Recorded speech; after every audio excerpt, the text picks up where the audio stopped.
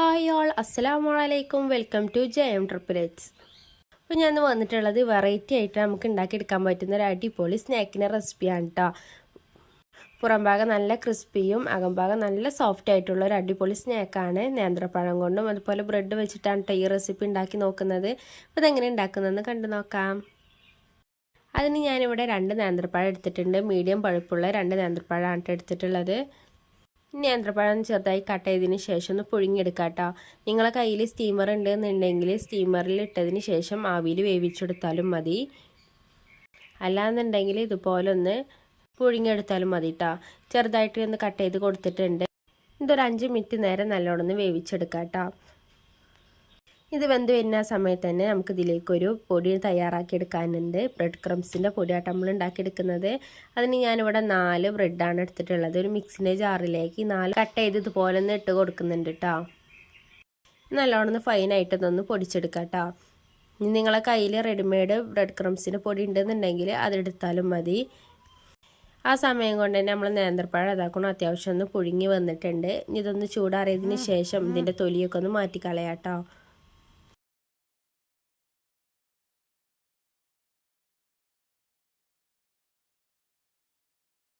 എല്ലാതും തൊലിയൊന്ന് കളഞ്ഞതിന് ശേഷം ഇനി കൈ വെച്ച് നല്ലൊന്ന് ഉടച്ചെടുക്കണം കേട്ടോ.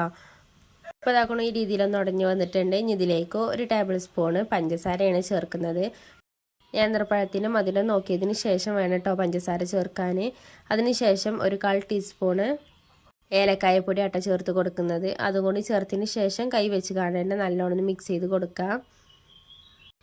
അത്യാവശ്യം നല്ലോണം എല്ലാ ഭാഗത്തും എത്തുന്ന വിധത്തിൽ ഇതുപോലെ ഒന്ന് മിക്സാക്കി കൊടുത്തിട്ടുണ്ട് കേട്ടോ. നമ്മൾ നേരത്തെ മാറ്റി വെച്ച ബ്രെഡ് ക്രംസിൻ്റെ പൊടി ഉണ്ടല്ലോ, അത് കുറച്ച് ഇതിലേക്ക് ഇട്ടതിന് ശേഷം ഒന്ന് കുഴച്ചെടുക്കാം.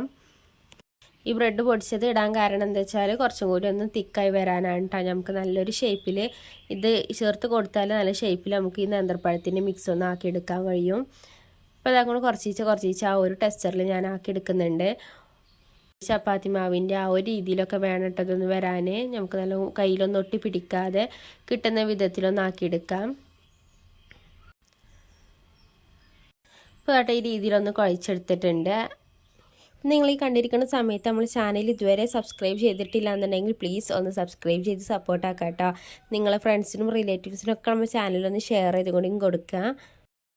അപ്പോൾ അതാകൊണ്ട് ഈ രീതിയിലൊന്ന് കുഴച്ചെടുത്തിട്ടുണ്ട്. ഇനി നമുക്കിതൊന്ന് ഷേപ്പ് ചെയ്തെടുക്കണം. കയ്യിൽ നെയ്യോ അല്ലാന്നുണ്ടെങ്കിൽ വെളിച്ചെണ്ണയോ ആക്കിയതിന് ശേഷം നമുക്ക് നല്ലൊന്ന് ഷേപ്പിലൊന്ന് ആക്കിയെടുക്കാം കേട്ടോ. ഞാനിതുപോലെ ചെറിയ ബോൾസ് ആക്കിക്കാണ്ടാണ് എടുക്കുന്നത്. നിങ്ങൾക്ക് വേണമെന്നുണ്ടെങ്കിൽ കട്ലേറ്റിൻ്റെ ഷേപ്പിലോ അല്ലാന്നുണ്ടെങ്കിൽ ഫിംഗർ ഷേപ്പിലോ എങ്ങനെ വേണമെങ്കിലും എടുക്കാവുന്നതാണ് കേട്ടോ.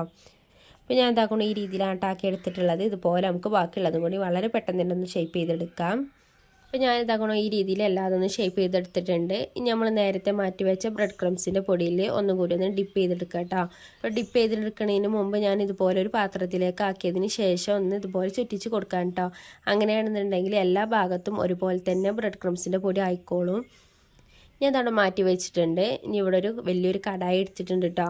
ആ കടായിലേക്ക് എണ്ണയാണ് ഒഴിച്ച് കൊടുക്കുന്നത്. ഞാൻ ജസ്റ്റ് ഒന്ന് മഞ്ഞൾപ്പൊടിയും കൂടി ആക്കിയതിന് ശേഷമാണ് കേട്ടോ അതൊന്ന് ഒഴിച്ച് കൊടുക്കുന്നത്. അത് പൊരിച്ച് എടുക്കുമ്പോൾ നമുക്ക് ഒരു ഗോൾഡൻ കളറിനേക്കാളും നല്ലൊരു കാണാൻ ഭംഗി യെല്ലോ കളറായിരിക്കും. അതുകൊണ്ട് ചെറുതായിട്ടൊന്ന് മഞ്ഞൾപ്പൊടി ആക്കിയതിന് ശേഷമാണ് ഞാൻ ഈ ഒരു ഓയിൽ ഒഴിച്ച് കൊടുക്കുന്നത് കേട്ടോ. ഇനി ഇത് ഓരോന്നായിട്ട് ഇതിലേക്ക് ഇട്ട് കൊടുക്കാം. ഇനി ഒരുപാട് കളറൊന്നും മാറി വരേണ്ട ആവശ്യമില്ല. ജസ്റ്റ് ആ ഒരു എണ്ണയിൽ ഒന്ന് കടന്ന് മുരിഞ്ഞ് വന്നാൽ മതി കേട്ടോ. ഇപ്പോൾ കണ്ടില്ല ഇതുപോലെ നല്ലൊരു യെല്ലോ കളറൊക്കെ ആയി വന്നിട്ടുണ്ട്. അപ്പോൾ അതാട്ടെ ഈ രീതിയിലൊന്നായി വന്നിട്ടുണ്ട്. ഈ ഒരു റെസിപ്പി വേണമെന്നുണ്ടെങ്കിൽ ഇങ്ങനെയും കഴിക്കാം. കുട്ടികൾക്കൊക്കെ കൊടുക്കുകയാണെന്നുണ്ടെങ്കിൽ ഇതുപോലെ ഒന്ന് ചെയ്ത് നോക്കിയാൽ മതി കേട്ടോ. ഒന്ന് ബ്രെഡ് ക്രംസിൻ്റെ പൊടിയിൽ ഇട്ടുകാണ്ട് ഒന്നുകൂടി ഒന്ന് ഡിപ്പ് ചെയ്തെടുക്കുക. ആ മുകൾ ഭാഗത്ത് ഒരു വൈറ്റ് കളറും കൂടി വരുമ്പോൾ കാണാൻ നല്ല ഭംഗിയായിരിക്കും. കുട്ടികൾക്കൊക്കെ ഒരുപാട് ഇഷ്ടപ്പെടും കേട്ടോ. അപ്പോൾ ഈ രീതിയിലൊന്നായി വന്നിട്ടുണ്ട്. ഉൾവശം എന്ന് പറയുന്നത് നല്ല സോഫ്റ്റ് ആയിരിക്കും. പുറം ഭാഗം നല്ല ക്രിസ്പി ആയിട്ടുള്ളതാണ് കേട്ടോ.